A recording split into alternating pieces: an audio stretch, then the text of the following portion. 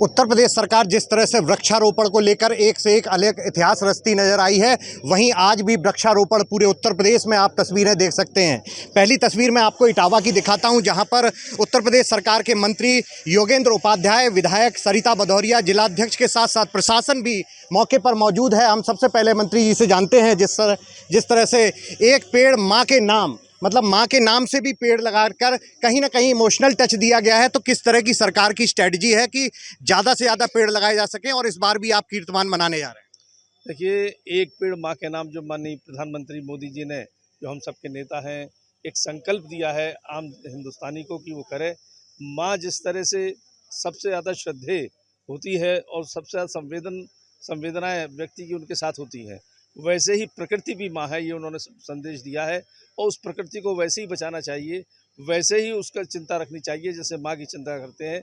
और उसी के साथ जब हमारे माननीय मुख्यमंत्री जी कहते हैं पेड़ लगाओ पेड़ बचाओ, तो उसमें भी वही संदेश है कि पेड़ लगाना ही नहीं धर्म है, पेड़ बचाना भी है, क्योंकि इससे पर्यावरण भी दुरुस्त होता है, आने वाली नस्लों के लिए काम हो रहा है। राजनीतिक व्यक्ति तो चुनाव से चुनाव की सोचता होगा, राजनेता अब 10 साल तक की सोचता है, लेकिन राजनेता आने वाली नस्लों तक के लिए सोचता है। ऐसे हमारे प्रधानमंत्री और मुख्यमंत्री जी हैं। एक रिपोर्ट में ये देखा गया है कि उत्तर प्रदेश में जिस तरह से वृक्षारोपण किए जा रहे थे, उसमें वृक्षारोपण में बढ़ोतरी हुई है और पेड़ बचाने की भी बात इस बार सरकार कर रही है कि उनको ट्री गार्ड लगाना या उनकी हिफाजत करना। तो हिफाजत के लिए कितने महफूज इंतजाम किए जाएंगे, चूँकि हर साल पेड़ लगातार लगते रहे? देखिए, यहीं पर ये स्थान जो है, ये निश्चित रूप से आते ही मैंने इस बात को गौर किया कि यहाँ के प्रशासन ने ऐसा स्थान चुना है जहाँ पेड़ लगेगा भी और बचेगा भी। ऐसे ही इंस्ट्रक्शंस पूरे प्रदेश में, हर शहर में, हर ज़िले में हैं। और जहाँ पर ऐसी व्यवस्था नहीं हो रही है, वहाँ ट्री गार्ड, उसमें क्षेत्रीय विधायकों को भी कहा गया है कि अपने ही विधायक निधि से भी कुछ अंशदान कर रहे हैं ट्री गार्ड के लिए, और वन विभाग दोनों मिलकर एक ट्री गार्ड भी लगाएंगे। जो लोकल बॉडीज़ हैं वो भी ट्री गार्ड लगवा रही हैं। तो पेड़ बचाना भी है, पेड़ लगाना भी है। अच्छा, जिस तरह से एक सवाल ये भी बनता है, चूँकि निकाय चुनाव जो बाई इलेक्शन है उत्तर प्रदेश में 10 आ गए हैं, एक और नया नाम शुरू हुआ है राजनीति में बड़ा तेज़ी से कि डबल इंजन एक और स्टार्ट हुआ है। अखिलेश यादव और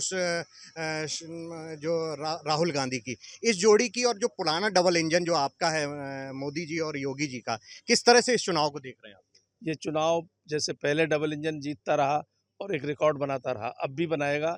पिछली बार इतना ज़रूर हुआ कि हमारी अपेक्षाओं से कम सीटें आईं, क्योंकि उन्होंने जनता को भ्रम में किया कि आरक्षण हट जाएगा, संविधान मिट जाएगा और टकाटक पैसा आएगा।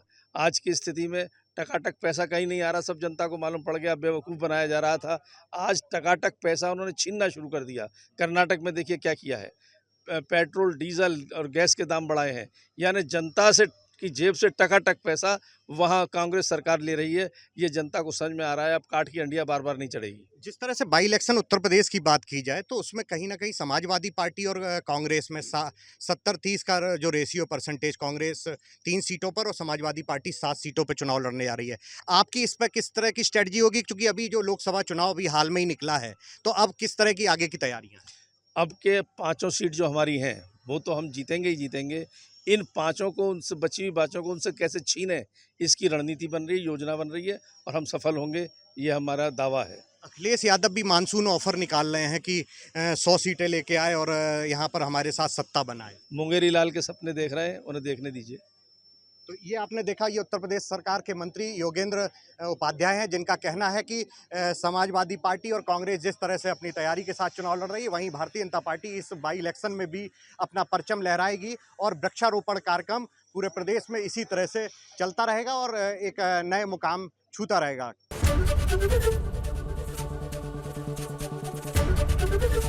एबीपी गंगा, खबर आपकी, जुबान आपकी।